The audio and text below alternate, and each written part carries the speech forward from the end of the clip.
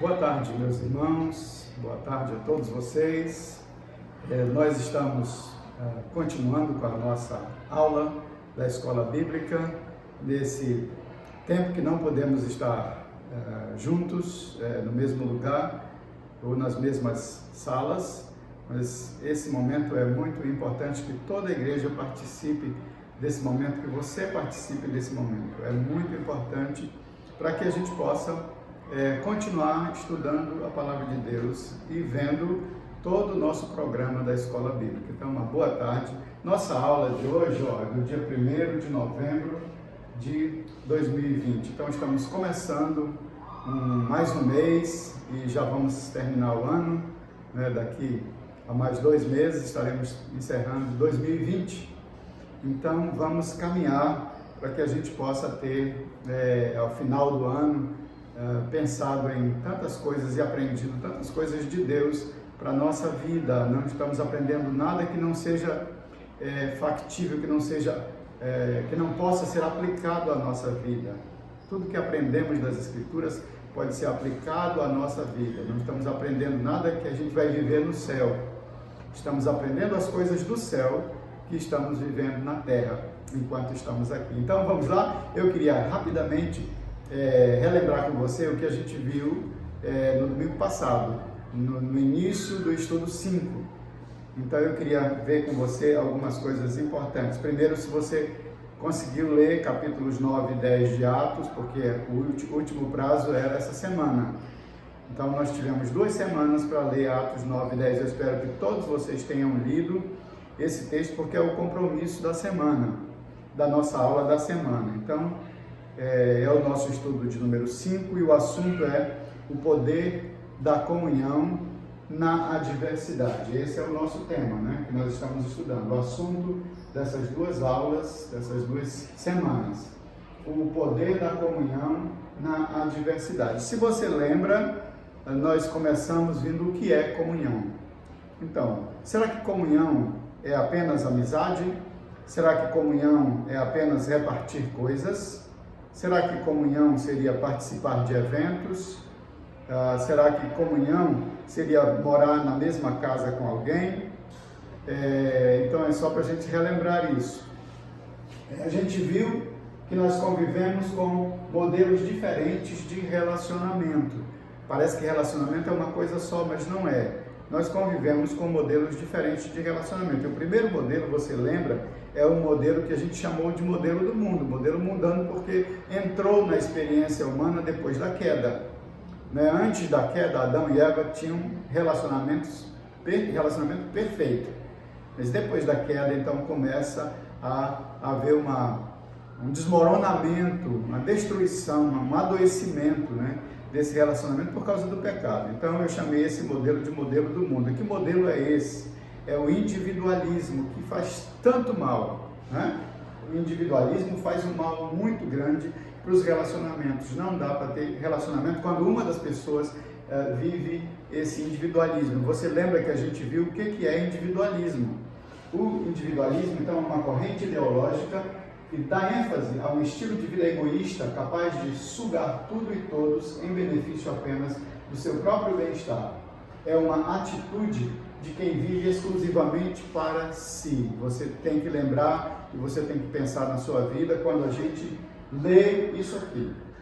Quando a gente para pensar nisso aqui, a gente precisa meditar na vida da gente. Agora, vamos ver qual é o outro modelo. Nós falamos de um segundo modelo e nós dizemos que esse modelo é um modelo de Deus, porque nos faz bem, porque foi ensinado nas Escrituras, esse modelo que nós chamamos de modelo da comunhão, ou da koinonia, como a gente costuma chamar também nas igrejas, Então, o que é esse modelo? Que modelo é esse? Então, você também deve lembrar que a gente disse que o modelo da comunhão é o estilo de vida ensinado no Antigo Testamento e por Jesus, e que foi colocado em prática pelos discípulos e pela igreja primitiva.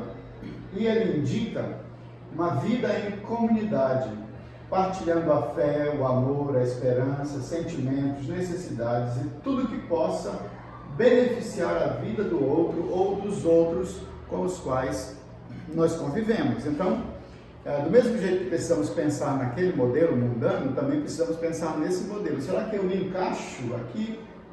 Será que eu me encaixo nesse modelo de Deus, o modelo da comunhão? Então, é só para a gente lembrar. Então, o princípio do estudo também, eu espero que você ainda lembre, que é viver em comunhão, é o modelo alternativo de Deus para os seus filhos, né? Um modelo que Deus ensinou para que as pessoas não precisassem viver naquele modelo da queda, do individualismo, mas o modelo de Deus para os seus filhos viverem, e é um modelo que faz muito bem a quem consegue conviver nele.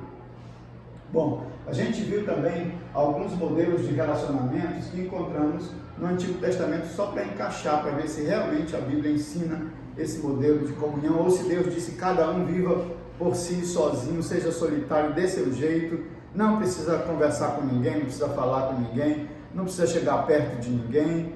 Então, é por isso que a gente está colocando aqui como é que a gente encontra nas Escrituras. Então, o primeiro modelo é o modelo da família. Deus criou um casal, e esse casal era para ter filhos, era uma ordem de Deus, né? Crescer e multiplicar. Então, é uma ordem de Deus que eles pudessem ter filhos, e é sempre uma ordem de Deus para os homens, para os seres humanos, homem e mulher, que eles tenham filhos, é uma ordem de Deus. Depois nós encontramos as tribos, né, que começa com os filhos de Jacó. Na verdade, as tribos são formadas por famílias, né? É uma coisa muito interessante, porque Deus pensou no povo, mas ele começou com família, depois as tribos, e também nós temos grupos. Grupos também é um outro modelo que nós encontramos no período do deserto, quando Jetro deu aquele conselho para Moisés. Então, nós encontramos menção desses relacionamentos comunitários, né? Sempre comunitário, porque é família, tribo e grupo. Não tem um modelo solitário, individual, não tem esse modelo. Tem sempre um modelo com mais alguém. Esse é o que a gente aprende nas Escrituras. Bem, a gente viu o modelo lá do Salmo 133. Depois nós vimos os modelos de relacionamento que encontramos na igreja primitiva. Como que é esses relacionamentos na igreja primitiva? Como é que Lucas enxergou isso? Ele percebeu, quando ele vai escrever o livro de Atos, né, ele percebeu que havia alguma coisa muito especial na igreja primitiva. Lembra, Lucas não é discípulo nem é apóstolo. Ele é escritor, ele é um evangelista. Mas ele está escrevendo aqui como discípulo, né, dos apóstolos, como evangelista e como historiador. Então, o que Lucas está vendo que ele resolveu colocar isso na história, né? Inspirado por Deus, Lucas então escreveu Atos, que a gente chama de um livro histórico, né, do Novo Testamento, e juntamente com os evangelhos, porque os evangelhos também contam a história do nascimento, vida, ensino, morte de Jesus. Então também é histórico, né? Mas nós chamamos de evangelho. Então Lucas percebeu que estava visível aos olhos de toda Jerusalém um estilo de vida diferente de tudo que já tinha sido visto até então pelas pessoas daquela cidade, né, de Jerusalém. A vida dos que iam se convertendo ao cristianismo deixava de ser individualista, egoísta e solitária, ainda que no meio da massa humana, e passava a ser vivida em pequenos grupos que se reuniam no templo e nas casas para se edificarem uns aos outros. Então, comunhão é a expressão que mais se ajusta àquele novo estilo de vida dos cristãos. Esse novo estilo, tranquilamente, pode ser chamado de comunhão, porque eles se agruparam em uma comunidade com muitas pessoas, né? E eles também viveram não só no templo, mas também em grupos, nas casas, né? Então eles estavam num espaço maior com muitas pessoas, depois eles iam para um espaço menor, exatamente para que a comunhão pudesse acontecer de uma forma saudável. Se a gente está sempre no meio do grupão, a gente perde um pouco, mas se a gente diminui um pouco o grupão para um grupo menor, os relacionamentos tendem a ser fortalecidos, animados, né? A gente consegue então conviver e aprender muito uns com os outros. Então é bênção de Deus que o cristão tenha onde buscar socorro, consolo, abrigo, mantimento, que encontre alguém como ele para compartilhar, ser aceito, acolhido e compreendido, onde suas fraquezas e desvios sejam tratados e não condenados e escondidos, lugar onde ele possa ser cristão sem deixar de ser humano. Você deve lembrar disso. Então, a gente deu alguns exemplos, né, de como pessoas que vivem aqui na Terra podem viver com a ideia de que eles não são humanos ou não são terrenos ou terráqueos. Então, a gente citou o primeiro como os seres mitológicos da Grécia, né? Eles não eram humanos, por isso não se admitia que fossem fracos, ou eles eram uma mistura muito grande, né, de divino e humano, mas as pessoas não os viam exatamente como seres humanos, eles sempre eram vistos como seres divinos. Então, eles não podiam ser vistos como fracos, eles não podiam demonstrar fraquezas. Os fariseus, com seu estilo de vida, pareciam perfeitos e até divinos, não é? Eles queriam isso, mas não queriam ser vistos como meros humanos. E a gente viu o que acontece com Cristo, né? Cristo se encarnou para ser homem sem deixar de ser Deus. E nós, os cristãos, temos a possibilidade de sermos crentes, de termos essa fé no Deus, de participar desse reino celestial, desse reino de Deus, né? Estamos no reino de Deus, mas não deixamos de ser humano, porque eu disse que o Evangelho nos humaniza, nos torna humanos, pessoas, né?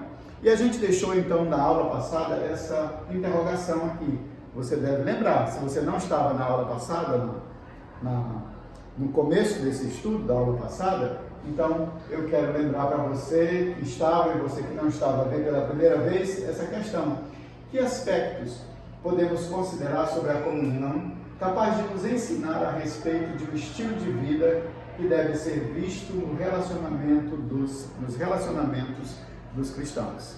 Então, que aspectos? A gente vai falar desses aspectos hoje, na aula de hoje, na continuação do estudo 5. Então, vamos começar. Primeiro eu quero apresentar 3 textos que a gente encontra em Atos, porque a aula, o restante da aula e a resposta daquela pergunta tem a ver com esses 3 textos. O primeiro deles é Atos, capítulo 2, versos 42 a 47, que você até deve ter já memorizado. Mas eu vou ler, você pode acompanhar a leitura aqui, porque diz assim, e perseveravam, está falando da comunidade dos cristãos, e Lucas escreve dizendo, e perseveravam na doutrina dos apóstolos e na comunhão, no partir do pão e nas orações.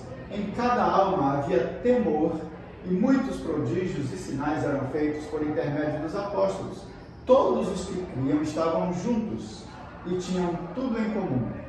Quem ia crendo ia entrando na comunidade, estavam juntos e tinham tudo em comum. Vendiam suas propriedades e bens, distribuindo o produto entre todos, à medida que alguém tinha necessidade.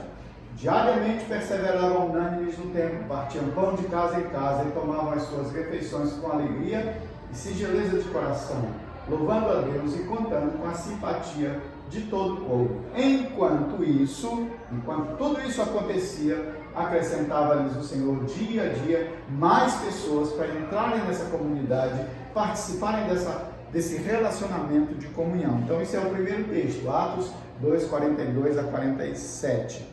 Agora tem um segundo texto que é Atos 4, 32 a 37, que também você deve conhecer, porque já deve ter lido muitas vezes, ouvido muita mensagem sobre esse texto. Mas eu quero ler, você pode acompanhar aí na sua tela. Da multidão dos que creram era um coração e alma. Lembra que é a continuação do que Lucas escreveu no capítulo 2. Ele também lá fala de multidão. Da multidão dos que creram era um coração e alma. Ninguém considerava exclusivamente sua nenhuma das coisas que possuía. Tudo, porém, lhes era comum. Com grande poder, os apóstolos davam testemunho da ressurreição do Senhor Jesus e em todos eles havia abundante graça. Pois nenhum necessitado havia entre eles, porquanto os que possuíam terras ou casas, vendendo-as, traziam os valores correspondentes e depositavam aos pés dos apóstolos, então se distribuía a qualquer um à medida que alguém tinha necessidade. E o outro texto, Atos 3, 1 a 16. Entretanto, certo homem chamado Ananias, com sua mulher Safira, vendeu uma propriedade, mas, em acordo com sua mulher, reteve parte do preço e, levando o restante, depositou aos pés dos apóstolos. Então disse Pedro: Ananias, por que encheu Satanás teu coração para que mentisses ao Espírito Santo, reservando parte do valor do campo? Conservando-o, porventura, não seria teu? E vendido, não estaria em teu poder? Como, pois, assentaste no coração este desígnio? Não mentiste aos homens, mas a Deus. Ouvindo essas palavras, Ananias caiu e expirou, sobrevindo grande temor a todos os ouvintes. Levantando-se os moços, cobriram-lhe o corpo e, levando-o, sepultaram. Quase 3 horas depois entrou a mulher de Ananias, não sabendo o que ocorrera. Então Pedro, dirigindo-se a ela, perguntou-lhe: Dize-me, vendeste, portanto, aquela terra? Ela respondeu: Sim, portanto. Tornou-lhe Pedro: Por que entraste em acordo para tentar o Espírito Santo? Eis aí a porta, os pés dos que sepultaram teu marido, e eles também te levarão. No mesmo instante caiu ela aos pés de Pedro e expirou. Entrando os moços, acharam-na morta e, levando-a, sepultaram-na junto do marido. E sobreveio grande temor a toda a igreja e a todos quantos ouviram a notícia destes acontecimentos. Muitos sinais e prodígios eram feitos entre o povo pelas mãos dos apóstolos, e costumavam todos reunir-se de comum acordo no pórtico de Salomão.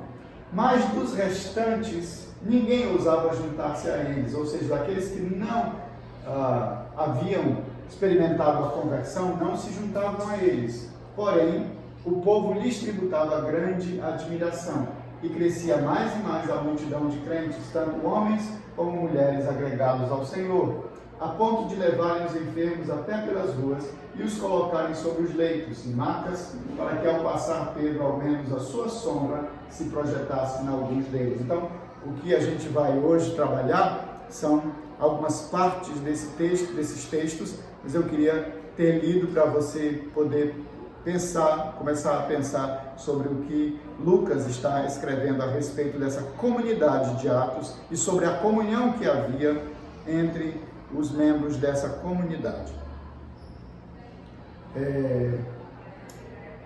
Bom, acho que tem mais uma parte ainda aqui, que diz: afluía também muita gente das cidades vizinhas a Jerusalém, levando doentes e atormentados de espíritos imundos, e todos eram curados. Levantando-se, porém, o sumo sacerdote e todos os que estavam com ele, isto é, a seita dos saduceus, tomaram-se de inveja. Prenderam os apóstolos e os recolheram à prisão pública. Mas de noite um anjo do Senhor abriu as portas do cárcere e, conduzindo-os para fora, lhes disse: Ide, apresentando-vos no templo, dizei ao povo todas as palavras desta vida. Tendo ouvido isto, logo ao romper do dia, entraram no templo e ensinavam. Chegando, porém, o sumo sacerdote e os que com ele estavam, convocaram um sinédrio e todo o senado dos filhos de Israel e mandaram buscá-los no cárcere.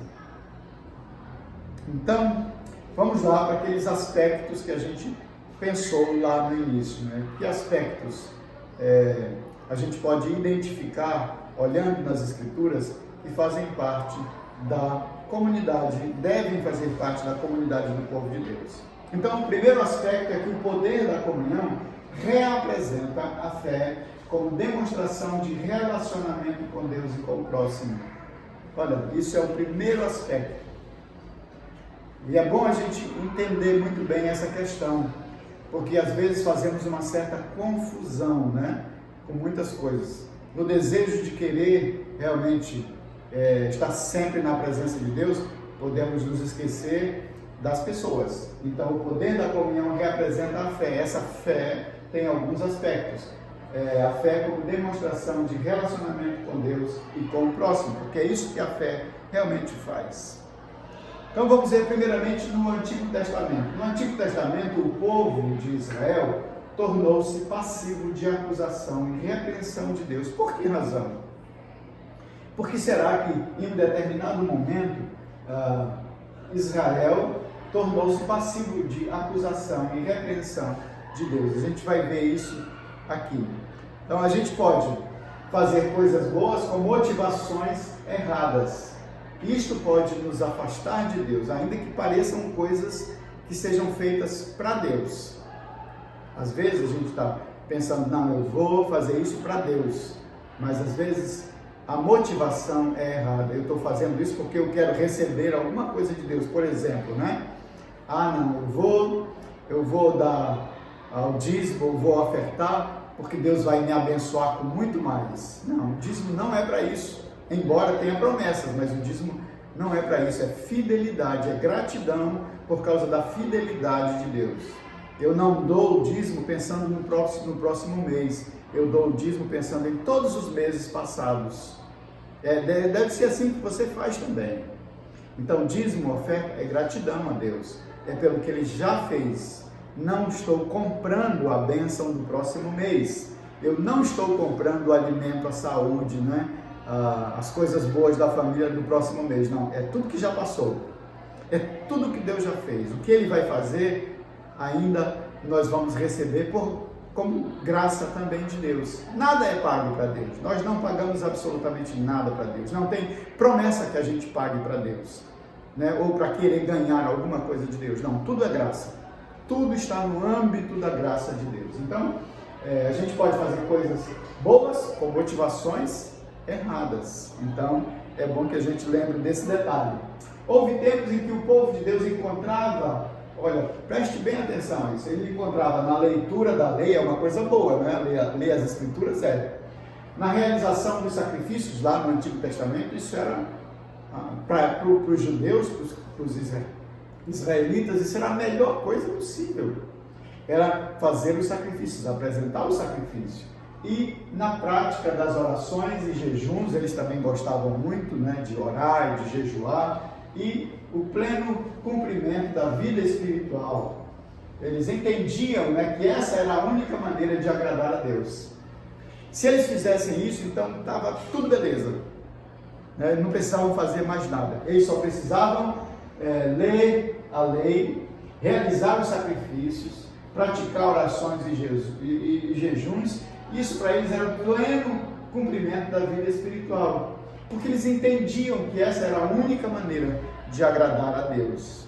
Mas Deus revela por meio do profeta Isaías dois fatos muito tristes para Israel. O primeiro fato triste é esse aqui, que apesar de todos os rituais, a relação do povo com Deus não era boa. Isso que Deus via, porque de alguma maneira Deus estava olhando para o que estava por trás, né? Quais eram as motivações de fazer tudo aquilo, né? Estava tudo correto, era tudo como Deus tinha dito mesmo, né? Eles faziam direitinho, os rituais eram perfeitos, a ordem do ritual era perfeitíssima, mas esses rituais, na verdade, não era uma coisa boa diante de Deus. E o segundo fato é que aquele tipo de espiritualidade não agradava a Deus. Primeiro, todos os rituais, apesar dos rituais, a relação do povo com Deus não era boa, e aquele tipo de espiritualidade que eles desenvolveram não era o que Deus tinha falado lá, nem para Noé, nem para Abraão, nem através dos profetas, não era aquele tipo de espiritualidade, e aquele tipo que eles estavam colocando em prática não agradava a Deus. Então, vamos ver o que o profeta Isaías diz a respeito disso. Como é que Isaías 1, 2 e 3 fala do relacionamento do povo com Deus em um determinado momento, ou em determinados momentos, porque não foi um momento só. Muitas vezes Deus deu uma palavra muito dura por meio dos profetas, chamando a atenção do povo, condenando o culto hipócrita, porque Deus chama isso de culto hipócrita, né? Então, como é que Deus manifesta isso? Então, olha como é interessante. Ouvi, ó céus, e dá ouvidos, ó terra, porque o Senhor é quem fala. Criei filhos e os engrandeci, mas eles estão revoltados contra mim. O boi conhece o seu possuidor e o jumento o dono da sua manjedoura, mas Israel não tem conhecimento, o meu povo não entende. Quando vindes para comparecer perante mim, quem vos requereu só pisardes os meus átrios? Ou seja, quem disse para vocês que eu gosto da maneira que vocês estão fazendo? Quem disse que eu gosto dessa motivação de vocês? Quem disse para vocês que eu me alegro com isso? Vocês estão fazendo tudo corretamente, mas tudo é mecânico. Tudo é mecânico. Não tem verdadeira espiritualidade, não tem vida. Então Deus está dizendo isso para o povo. E ele continua agora, em Isaías 1, 13 a 15, revela como isso desagradava a Deus, como que aquele estilo, de culto e de vida desagradava a Deus. Não continueis a trazer ofertas vãs, mas era o que Deus pedia. Mas Deus está dizendo que isso é vão, não tem valor nenhum, não significa nada para mim. O incenso é para mim abominação. Deus gostava disso, foi Ele que instituiu, queimar incenso, mas Ele diz abominação. Não cheira agradável ao meu nariz, o Senhor está dizendo. E também as festas da lua nova também, Deus instituiu as festas. Mas quando eles festejavam, isso não era agradável a Deus. Os sábados também Deus instituiu, mas a comemoração do sábado não estava de acordo com o que Deus se agradava. E a convocação das congregações. Não posso suportar iniquidade associada ao ajuntamento. Havia alguma coisa que não estava legal. Tudo isso Deus prescreveu para Israel. A congregação, o culto, tudo isso Deus havia dado para o povo. Era um mandamento de Deus para o povo, mas Deus não estava se agradando do que eles estavam fazendo.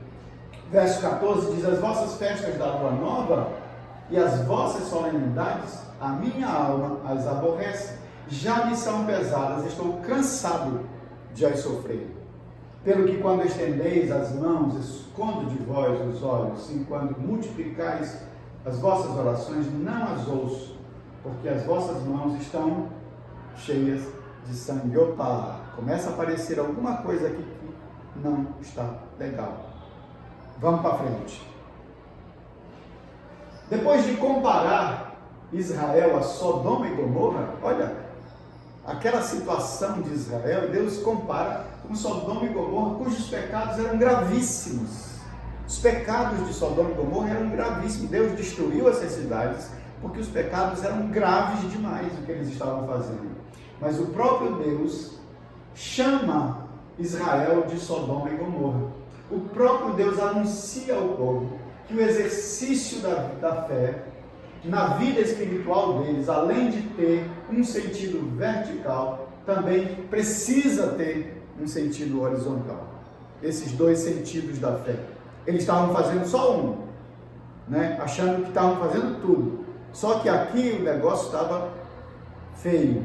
O relacionamento humano no meio do povo de Israel, que também havia sido determinado por Deus, eles não estavam procurando acertar esses relacionamentos. Então, faz a gente perceber, então, que a fé tem essas duas vias, Uma para Deus e outra para o próximo. Se faltar uma, se eu fizer só para o próximo, mas eu não fizer o que agrada a Deus na minha relação com Ele, no meu culto pessoal, no meu culto com os demais irmãos, se eu não adorá-lo, essa é, assim, algo vertical, meu para Deus.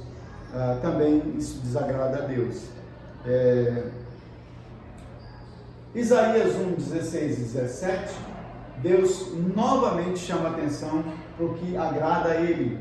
Deus não vai dizer que é para eles abandonarem a fé, para eles abandonarem o relacionamento com eles, mas tem alguma coisa a mais que eles precisavam fazer. E o que agrada a Deus segundo essa profecia de Isaías? Deus diz: lavai-vos, purificai-vos, tirai a maldade de vossos atos de diante dos meus olhos, cessai de fazer o mal. Aprendei a fazer o bem, atendei à justiça. repreendei ao opressor, que eles não estavam fazendo, estavam oprimindo uns aos outros, defendei o direito do órfão, pleiteai a causa das viúvas. Então, tem alguma coisa que eles precisavam fazer. O povo pensou que tudo que Deus queria era uma vida ritualística, repetir rituais, certinho, sacrifício. Então o povo pensou, não, que Deus quer que a gente repita tudo isso e mantenha isso do jeito que a gente aprendeu dos nossos pais. Eles só não aprenderam as motivações e que a vida para Deus, a vida espiritual não é só para cima, é para cima e na direção um do outro. Então, isso era tão grave como os pecados de Sodoma e Gomorra. Na visão de Deus, né? Na visão de Deus, essa vida ritualística, mecânica, é tão grave como os pecados de Sodoma e Gomorra. Isso está claro nessa profecia de Isaías, está muito claro. E lá no Novo Testamento, nós vamos encontrar algo muito parecido, né? Nas palavras do próprio Jesus. Em Mateus 15, 7 a 9, Jesus faz uma observação a respeito dos escribas e fariseus. Olha como é interessante, né? Os escribas e fariseus estão repetindo a ritualística. Tudo o que eles fazem é condenar os outros, mas fazer o ritual certo, né? Vocês lembram? Eu estou fazendo certinho, eu estou perfeito, eu quase não sou nem humano, eu sou quase divino, mas todos os demais pecadores estão condenados. Eu os condeno. Não era nem uma questão de Deus julgá-los. Os próprios fariseus os julgavam. Então, olha o que diz o Senhor Jesus. O Senhor disse: visto que este povo se aproxima de mim, e com a sua boca e com seus lábios me honra, mas o seu coração está longe de mim, e o seu temor para comigo consiste apenas, só em mandamentos de homens que maquinalmente aprendeu. Olha, a coisa mecânica, né? Viraram máquina de cultuar a Deus. Máquina. Você não pode ser máquina de cultuar a Deus. Você não pode ser máquina de orar. Você não pode ser máquina de pregar. Você não pode ser máquina de evangelizar. Isso a gente pode aprender maquinalmente, mas tem algo muito mais por trás disso, as motivações, né? Continuarei a fazer obra maravilhosa no meio deste povo. Sim, obra maravilhosa e um portento, de maneira que a sabedoria dos seus sábios perecerá e a prudência dos seus prudentes se esconderá. É isso que Jesus está citando, é Isaías capítulo 29, versos 13 e 14. Ele diz: esse povo me honra com os lábios, mas o coração está longe de mim. O louvor deles não tem coração. A vida deles está desprovida de coração. Eles estão vivendo mecanicamente como se eles fossem robozinho de Deus, né? Não é para viver assim. É diferente, tem que ter coração.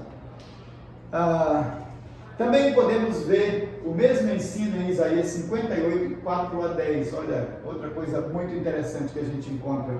Eis que jejuais para contendas.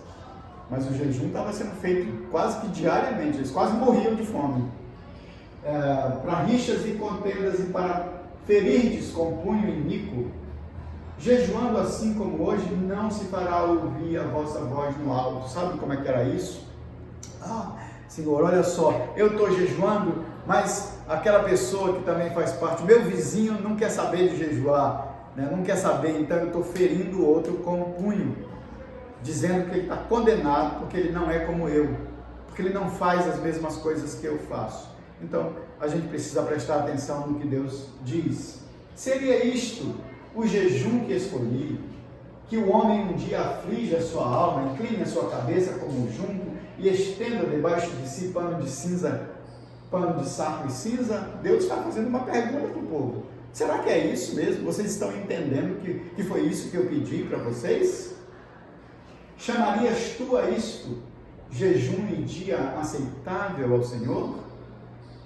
Porventura, não é este o jejum que escolhi, que soltes as ligaduras da impiedade, desfaças as ataduras da servidão, deixes livres os oprimidos e despedaces todo o jugo. Esse é o jejum. O jejum feito assim tem outro valor para Deus. Quando ao mesmo tempo eu jejuo, eu tenho uma relação com Deus, mas eu estou olhando ao meu redor. O meu dedo não está apontado, não faço julgamento, mas eu posso ajudar as pessoas e acolhê-las.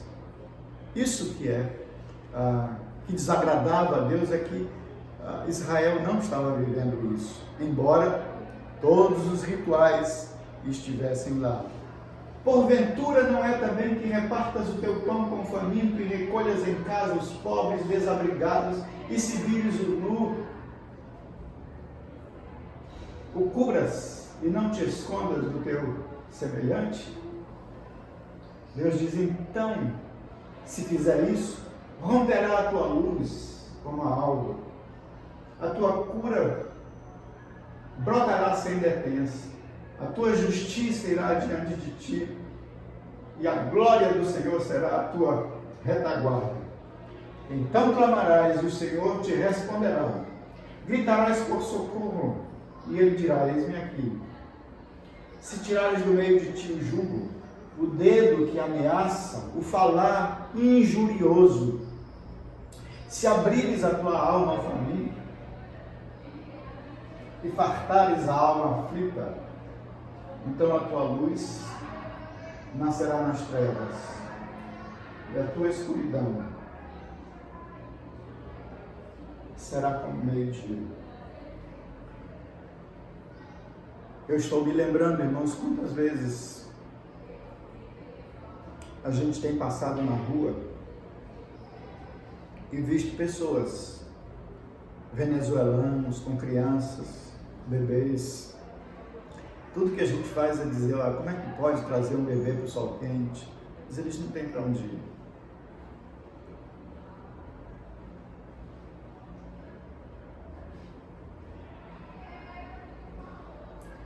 Eles não têm como comprar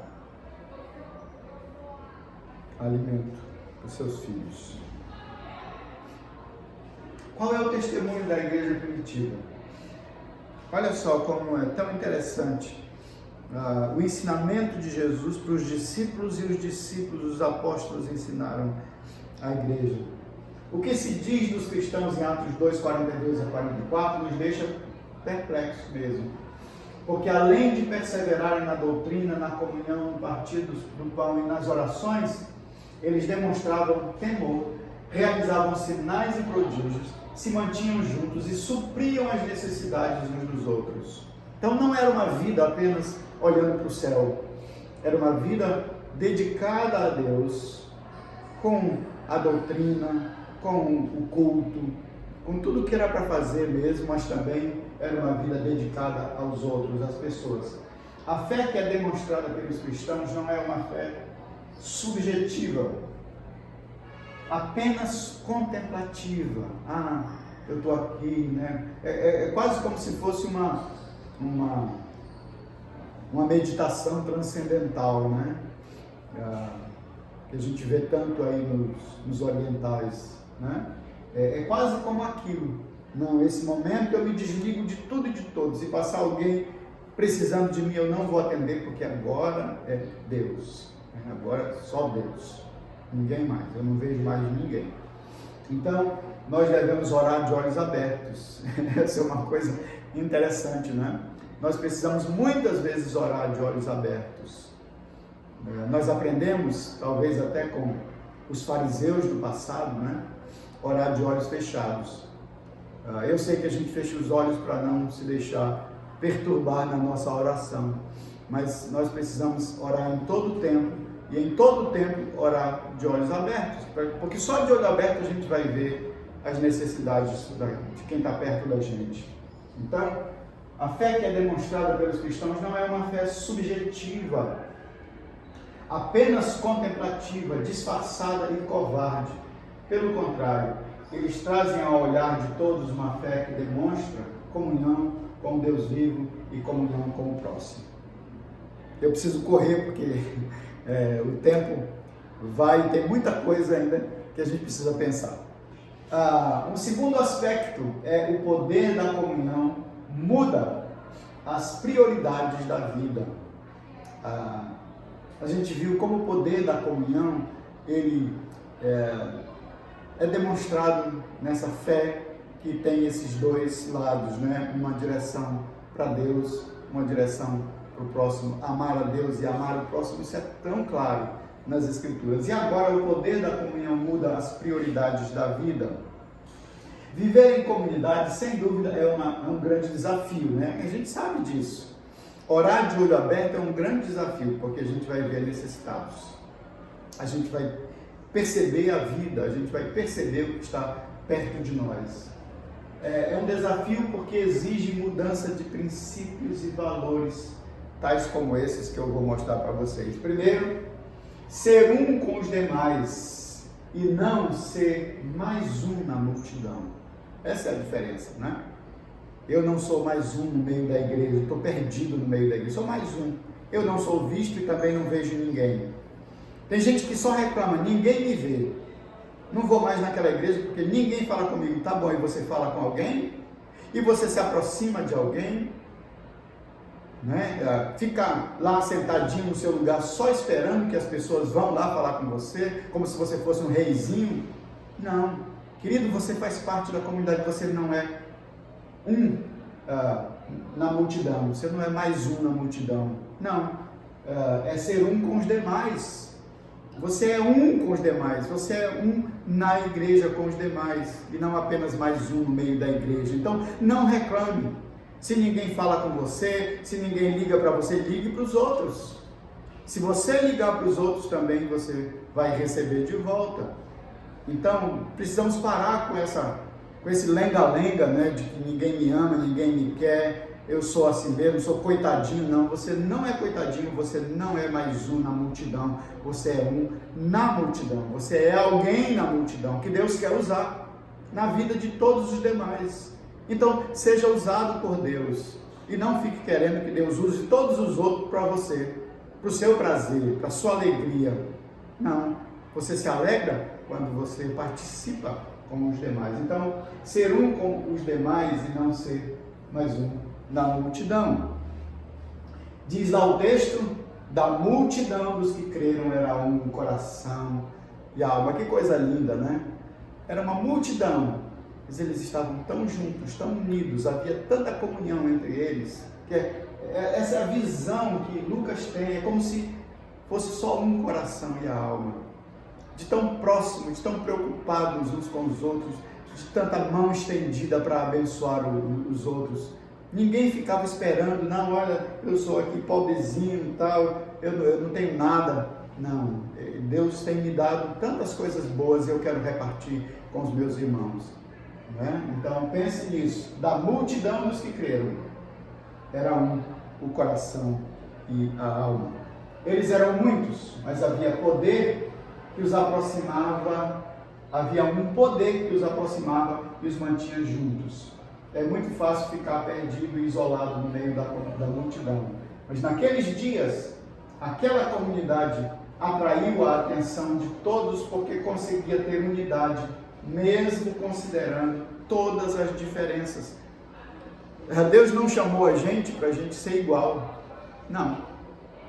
Deus chamou a gente para a gente viver as diferenças tendo comunhão. Para a gente poder olhar uns para os outros, saber que ele tem dificuldade numa área e eu tenho em outras, né? A gente vai se juntar e nós vamos juntar, nós vamos ajudar um ao outro. Naquilo que eu sou melhor, eu posso ajudar meu irmão que tem alguma dificuldade em outra área. E aquilo que ele é bom, naquilo que eu não sou, ele vai me ajudar. Isso é comunhão. Isso é a igreja. Isso é a comunidade cristã. Mas nós, parece que deixamos de lado esse princípio. E a igreja entrou como se fosse realmente um ajuntamento para um show, onde todo mundo vai embora, ninguém se conhece, mas todo mundo pula junto, todo mundo canta junto, todo mundo se alegra junto, bate palma junto, mas acabou o show, acabou a vida, acabou a alegria e acabou estar perto de alguém. Então, também é bom que a gente pense em tudo isso. Se é difícil, né, para duas pessoas conseguirem viver em harmonia, aí a gente pensa, então só um milagre seria capaz de fazer isso com uma multidão. E era um milagre mesmo. A conversão ao Evangelho, isso era um milagre. E esse milagre era completo. Não era um milagre apenas para me relacionar com Deus. Era um milagre para que essas duas coisas acontecessem ao mesmo tempo. Para eu amar a Deus e amar o próximo. Um outro princípio é compartilhar tudo com todos. Isso é muito difícil, né? Ninguém considerava exclusivamente sua nenhuma das coisas que possuía. Tudo, porém, lhes era comum. Eu honestamente fico pensando o que era isso naquela comunidade, naquela igreja. Como esse valor, esse princípio, né, de Deus realmente transformou a cidade, inclusive. Transformou Jerusalém. Porque estava muito evidente o estilo de vida dessa comunidade. Viver em comunhão significa participar da vida uns dos outros, não somente do que gostamos ou do que concordamos, né? Eu gosto que você se veste assim, eu gosto que você usa seu cabelo, então eu falo com você assim. No dia que você cortar o cabelo diferente, eu já não falo mais com você. No dia que você vestir, calçar um sapato diferente também, não falo mais, não gosto mais de você. Não gosto de você porque você ora alto demais, você canta alto demais, você gosta de ritmo que eu não gosto. Bom, comunhão tem a ver com isso. Eu preciso abrir mão de algumas coisas por causa dos outros. Eu não posso abrir mão por causa da verdade de Deus, isso eu não abro mão, né? Eu não posso abrir mão disso, mas eu posso abrir mão dessas coisas periféricas. Desde cedo, então, aprendemos a ser egoístas e não repartimos o lanche. Até muitos pais dizem isso para os filhos pequenos, né? Olha, não reparta seu lanche com ninguém, o lanche é seu. Coma sozinho, vá lá para um canto escondido e coma seu lanchinho lá, né? Então, a gente aprende desde criança, desde muito cedo, a ser egoísta. E não repartir o lanche, os brinquedos, os amigos, as coisas que a gente tem, né? Tem criança que é um poço de egoísmo. Mas quem ensinou para eles isso? Os pais. Esse menino vai crescer na sociedade, vai crescer no meio. E ele vai ser duramente repreendido de muitas maneiras por muitas pessoas. Quando crescemos, não nos importamos mais com as necessidades dos outros. Se a gente aprendeu isso na infância, quando a gente cresce, é isso que a gente vai viver, a não ser que haja um milagre. Um milagre de Deus. O Evangelho faz esse milagre porque nos humaniza. Esses menininhos vão se tornar máquinas, mas o Evangelho pode humanizá-los. Por isso, guardamos, retemos e escondemos as coisas que temos com receio que alguém tenha necessidade delas. Esses princípios e valores adquiridos desde a infância nos tornam individualistas, egoístas e avarentos. O milagre que mudou os princípios e valores daquela gente comum foi o Evangelho. E o Evangelho ensina a doar a própria vida. Foi o que Jesus fez. Né? Ele, que é o nosso Senhor, ele doou a sua própria vida. E não foi sem sofrimento que ele doou, não. Não foi lá e diz, dá um tiro na minha cabeça e apaga aqui, não. Foi com perseguição, com açoite, com muita crueldade, até a sua crucificação com vergonha, dor e tudo mais. Um outro princípio é que o poder da comunhão estabelece a empatia como forma de amar. Então é o a terceira maneira, né, de a gente entender essa questão da comunhão. O poder da comunhão estabelece empatia como forma de amar. Por empatia, dizemos da capacidade de se identificar com o outro, participando com ele e até sentindo com ele seu sofrimento, dor e necessidade. Né? Amar empaticamente é se colocar no lugar do outro, sentir o que ele está sentindo, sofrer o que ele está sofrendo, Isso é o amor empático, né? Então, é disso que a gente quer falar um pouquinho sobre essa questão aqui. Então, a empatia nos leva a exercer a compaixão. Quem ama simplesmente por paixão não sabe o que é compaixão, né? É muito mais forte. Esse amor é muito mais forte. Às vezes nós amamos, até queremos o bem do outro, mas não conseguimos nos ver no lugar dele. O que eu faria se eu estivesse no lugar dele? Porque quando o outro erra, a gente sabe atacar, condenar, julgar, mandar para o inferno. Mas o que eu faria se eu estivesse no lugar dele na mesma situação? O que aconteceria comigo? Como é que eu agiria? Eu agiria diferente? Então, a gente precisa pensar nisso, né? Então, a empatia nos leva a exercer a compaixão, sem que para isso seja preciso abrir mão da verdade. Então, eu falei isso agora.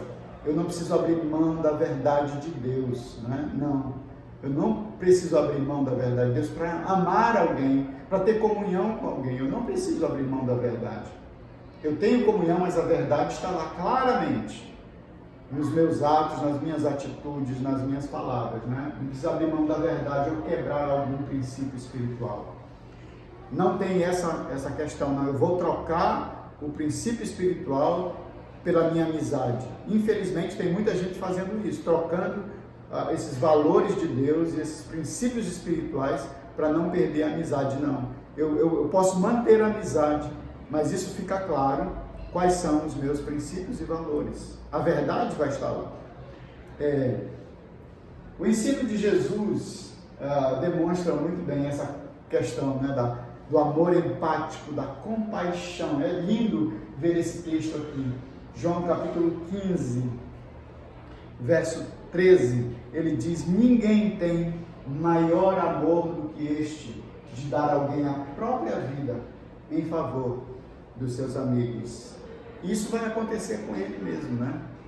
Ele mesmo vai dar a sua vida pelos seus amigos. Ele diz: não tem amor maior do que esse. Eu sei que quando um rapaz ama uma moça, ele passa horas dizendo: eu te amo para sempre, eu te amo, eu te amo, eu te amo, e ela também dizendo para ele. Mas se acontecer alguma coisa, já foi o amor. Tudo fica escondido. Se um ou outro cometer alguma coisa, então o amor não existe mais. Já pensou? Que tipo de amor é esse que acaba quando o outro comete algum desvio? Ou não estamos nós todos, não estamos sujeitos a cometer erros, deslizes, mas aqueles a quem a gente diz que ama, a gente despreza em pouquíssimo tempo. Basta ele não fazer tudo certinho. Nós até podemos errar, mas ele não pode. Não é isso? Não é assim? Então, Jesus está dizendo: não tem maior amor do que este, dar a alguém a própria vida em favor dos seus amigos. Mas que amigos eram esses? Eram anjos? Não. A gente lembra dos problemas de Pedro, né?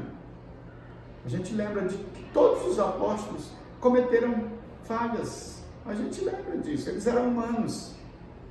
Mas Jesus diz que o amor por eles era tão grande que ele deu a vida por eles. E Marcos, capítulo 1, versos 40 e 42, também é um texto muito lindo esse. Aproximou-se dele um leproso, rogando-lhe de joelhos: se quiseres, podes purificar-me. Jesus, profundamente compadecido, ele não podia fazer isso. A lei não permitia que alguém se aproximasse de um leproso, ainda mais se ele fosse mestre, né? Mas olha só o que levou Jesus a abrir mão daquilo que era tão importante para os israelitas, né? Profundamente compadecido, esse amor que se compadece, estendeu a mão, tocou e disse-lhe: quero, fica limpo. No mesmo instante, lhe desapareceu a lepra e ficou limpo. Esse é o amor empático.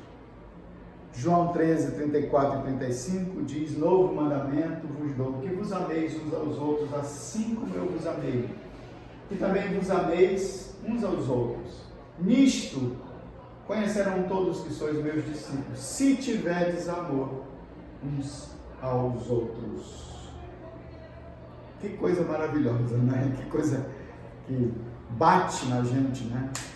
Nós não somos conhecidos como discípulos de Jesus porque a gente canta, porque a gente ora bonito, porque a gente prega lindamente. Não. Porque a gente tem muitos títulos teológicos. Isso não tem valor para Deus, não. Agora, se amarmos uns aos outros, seremos reconhecidos como discípulos do Senhor. Então, os cristãos aprenderam esse novo estilo de viver. Qual é o testemunho da igreja? Os cristãos, de pronto, aprenderam que o amor produz comunhão, o amor aproxima as pessoas e que a comunhão proporciona acolhimento, cuidado e provisão. Eles aprenderam isso. É isso que está lá em Atos 4, 34 e 35, a gente já leu, mas eu quero repetir para você gravar. Pois nenhum necessitado havia entre eles, porquanto os que possuíam terras ou casas, vendendo-as, traziam os valores correspondentes e depositavam aos pés dos apóstolos. Então se distribuía a qualquer um na medida que alguém tinha necessidade. No final da... Fecha aspas, tá? É bem aqui. Então, esse é o texto que demonstra, né, o testemunho da igreja. Um dos textos que demonstra o testemunho da igreja. E também nós temos o testemunho desse homem, José, chamado Barnabé. Certamente, muitos outros fizeram o mesmo, né, que Barnabé. Mas Barnabé, com sua atitude, demonstra o quanto é necessário um amor empático e o que ele é capaz de propiciar. Então, a gente lembra lá o que fez Barnabé. José é o mesmo, né, a quem os apóstolos deram o sobrenome de Barnabé, que quer dizer filho de exortação, levita, natural de Chipre. Descreve quem é o Barnabé. Ele não é uma pessoa fictícia, não, imaginária. Ele é uma pessoa que tem onde nasceu, quem ele era, o nome dele. Tudo isso é muito importante no contexto histórico, né? Quando a gente refere a história para ser verdadeira, então a gente tem que dar alguns fundamentos para que essa história seja verdadeira. Então, está aqui, ó.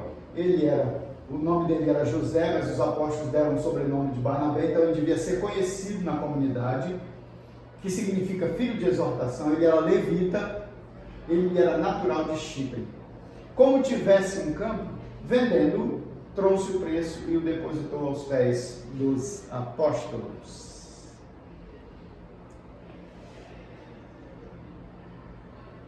E aí, para a gente já ir para o final, esse é o último aspecto dessa questão do poder da comunhão.